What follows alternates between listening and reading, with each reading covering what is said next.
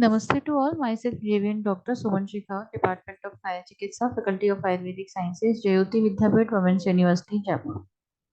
Today we will be discussing about the causes of renal failure. In previous session we have discussed about the introductory part of renal failure and the classification of renal failure and the differential diagnosis between acute and chronic. Today we will be discussing about the causes.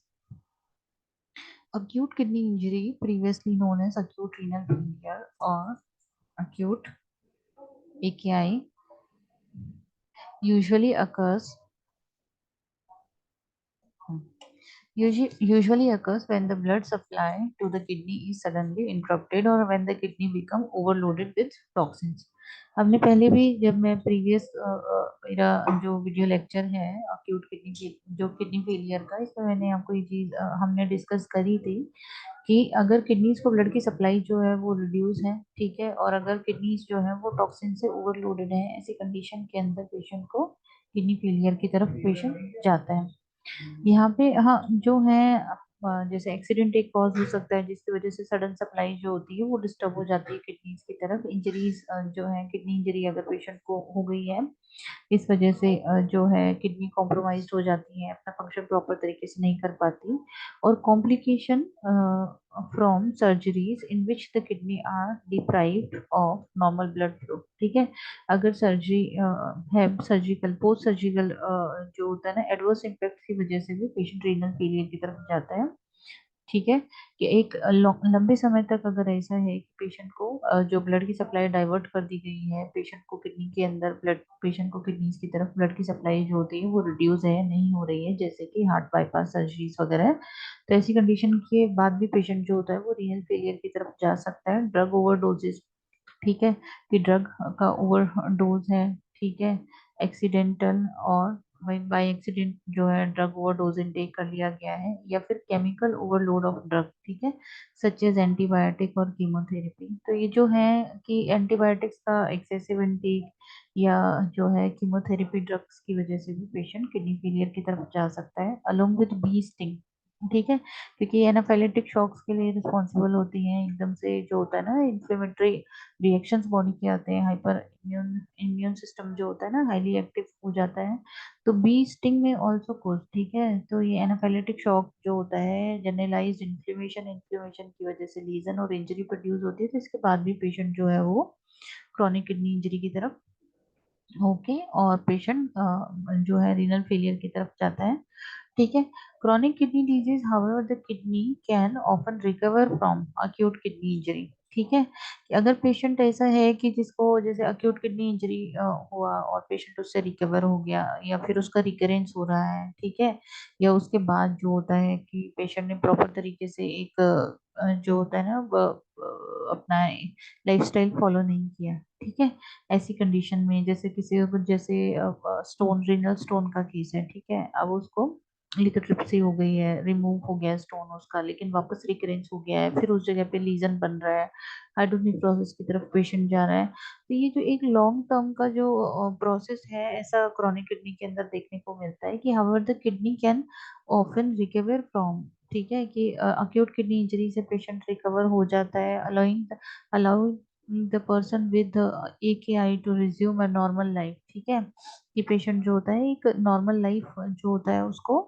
जी सकता है। People suffering from acute kidney injury require supportive treatment until their kidney recover function, ठीक है।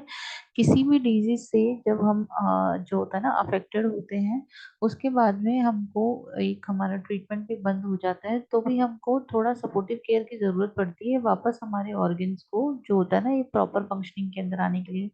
ऐसे ही अगर kidney patient है, ठीक है, अगर वो रिकवर अक्यूट किडनी इंजरी का पेशेंट है, अगर वो रिकवर भी हो गया है तो भी उसे ट्रीटमेंट के बाद एक फंक्शंस में किडनी जो होती है ना नॉर्मली अपने फंक्शंस के अंदर आ पाए इसके लिए सपोर्टिव केयर की जरूरत होती है। ठीक है, and they often remain at increase risk of developing, ठीक है। अदरवाइज यही किडनीज जो होती है भविष्य में किडनी फेलियर की तरफ जो होता है ना को डेवलप करती है। यहाँ पे अगर हम देखें कि किस तरीके के जो है कारण होते हैं जिनकी वजह से पेशेंट रीनल फेलियर की तरफ जाता है, ठीक है। तो तीन तरह के बेसिकली कॉज यहाँ पे देखने को मिलते हैं। ये आप देख सकते हैं कि दोनों हमारे किडनीज हैं, यूरेटर है, ब्लैडर है, ठीक है, और यूरिथ्रा है, मेल का रीनल सिस्टम है, ठीक है, प्रोस्टेट यूरिथ्रा की दोनों तरफ, ठीक है। तो यहाँ पे रीनल सप्लाईज जो है किडनीज को, ठीक है। तो यहाँ पे अगर हम देखें तीन तरह के कारण होते हैं जिनकी वजह से पेशेंट रीनल फेलियर की तरफ जाता है, प्री रीनल, इंट्रा रीनल और पोस्ट रीनल, ठीक है। कुछ कारण जिनमें किडनी का इन्वॉल्वमेंट नहीं होता, उससे पहले के होने वाले कारण, जैसे किडनी को ब्लड की सप्लाई जो होती है वो नहीं हो रही है, ठीक ठीक है, कि जो है जैसे sudden and severe drop in blood pressure, ठीक है, एकदम से पेशेंट का बीपी डाउन हो गया, ठीक है, और interruption of blood flow to the kidneys, और किडनीज को ब्लड की सप्लाई नहीं हो पाई, जैसे किसी को सीवियर इंजरी हो गई और ब्लीडिंग जो होती है पेशेंट को हो गई, और इस वजह से पेशेंट को ब्लड की सप्लाई इंजरीज की तरफ नहीं हो मतलब किडनीज की तरफ नहीं हो पा रही है, या ये सप्लाई जो होती है वो सडन ड्रॉप हो गया उसके अंदर, जो होता है रिड्यूस हो गई है बहुत ज्यादा। ऐसी कंडीशन के अंदर पेशेंट रीनल फेलियर की तरफ जाएं तो ये प्री रीनल कॉजेज की तरफ आते हैं। दूसरे कारण होते हैं इंट्रा रीनल कॉजेज, ठीक है, direct damage to the kidney, ठीक है, इसके अंदर किडनी के अंदर डायरेक्टली डैमेज होता है, ठीक है, जैसे किसी को किडनी इन्फेक्शन हो गया, ठीक है, इन्फ्लेमेशन होके वहां लीजन्स बन गए, ठीक है, टॉक्सिन्स की वजह से, ड्रग ड्रग इनटेक किया उसकी वजह से किडनी डैमेज हो गए, इन्फेक्शन, ठीक है, और रिड्यूस ब्लड सप्लाई, ठीक है, ब्लड की सप्लाई रिड्यूस हुई, रिड्यूस होने के बाद में किडनी के अंदर इंजरी हो गई और फिर पेशेंट रीनल फेलियर की तरफ जाएगा, तो ऐसी कंडीशन के अंदर पेशेंट, ये जो सारे कॉजेज हैं ये इंट्रारीनल कॉजेज की तरफ आते हैं, ठीक है। तीसरा जो है वो है post renal causes. Post renal causes की तरफ अगर हम देखें तो यहाँ पे sudden obstruction of urine flow due to enlarge prostate, ठीक है, किडनी स्टोन, ब्लैडर ट्यूमर और इंजरी, ठीक है। अब यहाँ पे क्या क्या हुआ, जैसे पेशेंट को किडनी स्टोन हुआ, ठीक है, किडनी स्टोन होने के बाद में पेशेंट को जैसे स्टोन है यूरेटर में आ गया, फंस गया, ठीक है।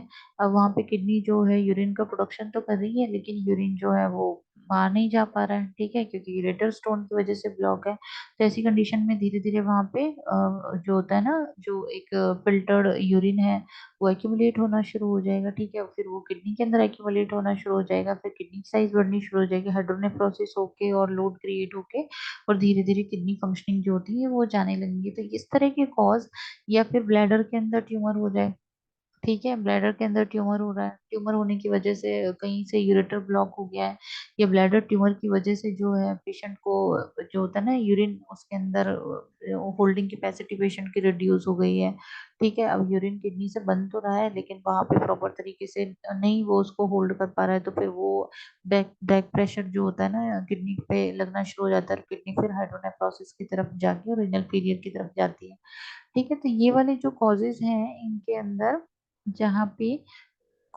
किडनी को ब्लड की सप्लाई प्रॉपर है, किडनी के खुद के फंक्शन भी प्रॉपर है, किडनी प्रॉपर तरीके से यूरिन भी प्रोड्यूस कर पा रही है, लेकिन उसके आगे का जो एक्सक्रीटरी सिस्टम है हमारा, जिसके थ्रू हमारे यूरेटर से होते हुए ब्लैडर की तरफ जाना और उससे पास आउट होना, वहां पे किसी तरह के ऑब्स्ट्रक्शन की वजह से वो पास आउट नहीं हो पाता और बैक प्रेशर लग के वो किडनी में स्टोर होना शुरू हो जाता है, धीरे धीरे किडनी डैमेज होना शुरू हो जाती है। तो ये सारे जो कॉज है इनको हम पोस्ट रीनल कॉजेज कहते हैं, ठीक है। कुछ जो है अगर हम यहाँ देखें कि यहाँ पे कि among the accidental causes of renal failure is the crush syndrome, ठीक है, कि एक्सीडेंटल कॉजेज के अंदर अगर हम देखें तो क्रश सिंड्रोम जो है वो एक कारण है, when large amount of toxins are suddenly released in the blood circulation after a long compressed limb is suddenly relieved from the pressure, ठीक है, obstructing the blood flow through its tissue causing ischaemia, ठीक है।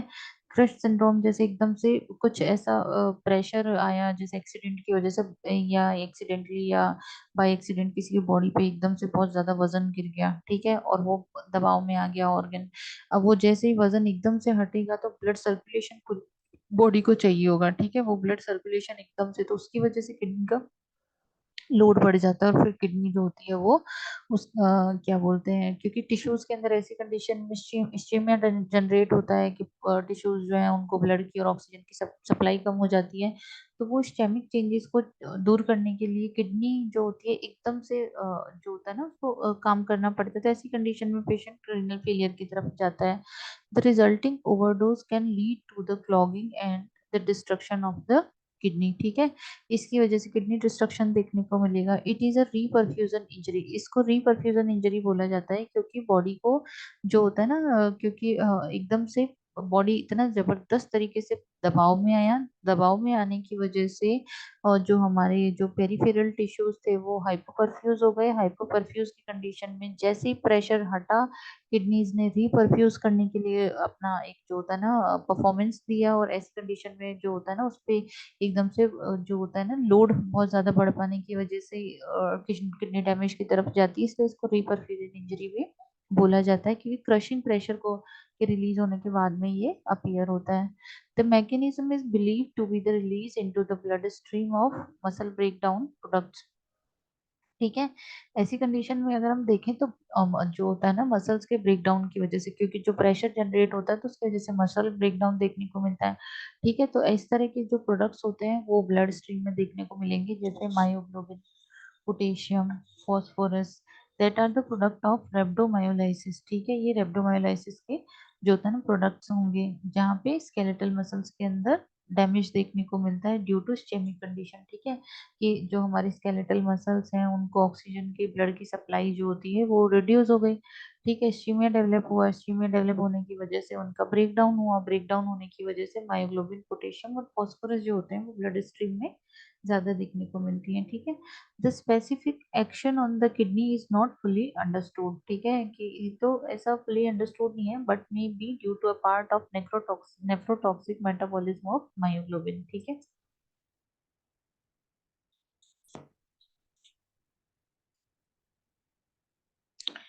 Chronic kidney failure has a numerous cause. ठीक है, बहुत सारे इसके कारण होते हैं, जैसे diabetes, long term uncontrolled hypertension. ठीक है, कि पेशेंट को लॉन्ग टर्म के अंदर अनकंट्रोल्ड हाइपरटेंशन रहता है। ठीक है, इसी के अलावा पॉलीसिस्टिक किडनी डिजीज, ठीक है, PCOD is another well known cause of chronic failure. ठीक है, ये भी जो होता है ना क्रॉनिक रीनल फेलियर का वेल नोन कॉज है पीसीओडी। ठीक है, the majority of people afflicted with the majority of people afflicted with polycystic kidney disease have a family history of the disease. ठीक है, other genetic illness cause kidney failure as well। ठीक है, कि major यहाँ देखें, overuse of common drugs such as ibuprofen and acetaminophen can also cause chronic। ठीक है, अब अगर हम जैसे इस तरह के जो ड्रग होते हैं जैसे आइबुप्रोफेन, एसिटम पीसीएम का, अगर इसका बहुत ज्यादा यूज किया जाता है तो वो भी रीनल फेलियर की तरफ पेशेंट को लेके जाता है। ठीक है, या रीनल फेलियर की तरफ लेके जाता है जो भी इंडिविजुअल इनका एक्सेसिव इंटेक करता है। Some infectious disease agents such as hantavirus, कुछ ये जो वायरसेस हैं ये भी रीनल फेलियर के लिए रिस्पॉन्सिबल होते हैं, जैसे कि हैंटा वायरस। ठीक है, ये भी किडनी डिजीज करता है।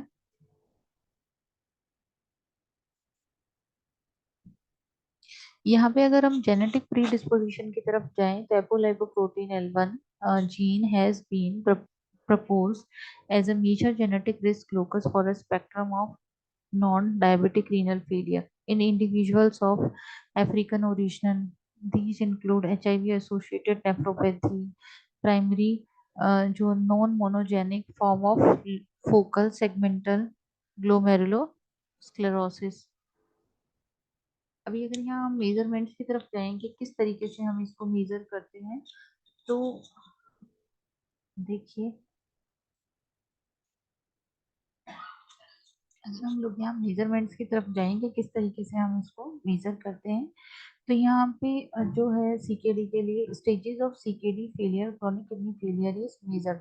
इसके 5 स्टेजेस होते हैं। स्टेज 1 की तरफ जाएं तो CKD is mildly diminished renal function with few few overt symptoms. ठीक है, इस यहाँ पे पेशेंट को माइल्ड माइल्डली जो होता है ना, एक फंक्शंस जो होते हैं वो डिमिनिश होते हैं। स्टेज 2 और 3 की तरफ अगर हम जाएं तो यहाँ सपोर्टिव केयर की जरूरत पड़ती है 2 और 3 के अंदर, ठीक है, रीनल डिसफंक्शन की वजह से। स्टेज 4 और 5 की कंडीशन के अंदर यहाँ पे kidney failure usually requires preparation towards active treatment, ठीक है।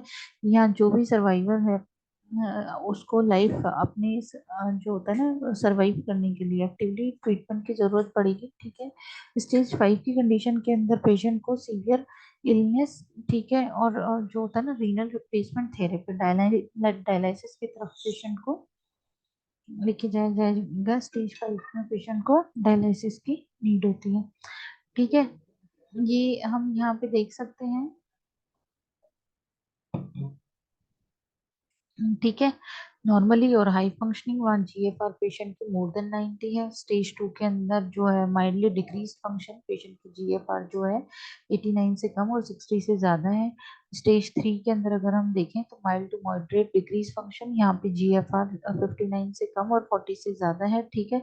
स्टेज 3 बी के अंदर जीएफआर जो 44 से रिड्यूस और 30 से ज्यादा। स्टेज 4 के अंदर 29 से कम और 15 से ज्यादा। और स्टेज 5 में जब पेशेंट की जीएफआर ग्लोमेरुलर फिल्ट्रेशन रेट जो होती है ना 15 से रिड्यूस हो जाती है, तो ऐसी कंडीशन में पेशेंट को किडनी फेलियर का की कंडीशन बोला जाता है, ठीक है। अगर हम यहाँ इसके जो होता है मैनेजमेंट की तरफ जाएं तो देखते हैं the treatment of acute kidney injury depends on the cause, ठीक है।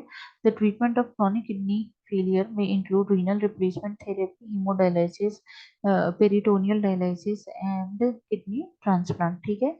इसके अलावा diet, the known diabetics and people with type 1 diabetes has a low protein diet is found to have a preventive effect on progression of kidney disease. However, this effect doesn't apply to people with type 2 diabetes. A whole food plant-based diet may also help some people with kidney disease. A high protein diet from either animal or plant source appear to have negative effect on kidney functioning, ठीक है, at least in the short term. Slow progression, people who receive earlier referral to a nephrology specialist, meaning a longer time before they must start dialysis, have a shorter initial hospitalization and reduced risk of death after the start of dialysis. Other methods of reducing disease progression include minimizing exposure to nephrotoxins such as NSAIDs and intravenous contrast.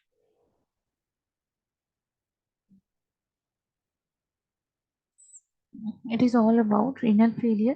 In this session, we have discussed about the causes, pre-renal, renal, and post-renal causes, and chronic kidney failure, cause of chronic kidney failure, and the stages of kidney disease, and the management of renal failure.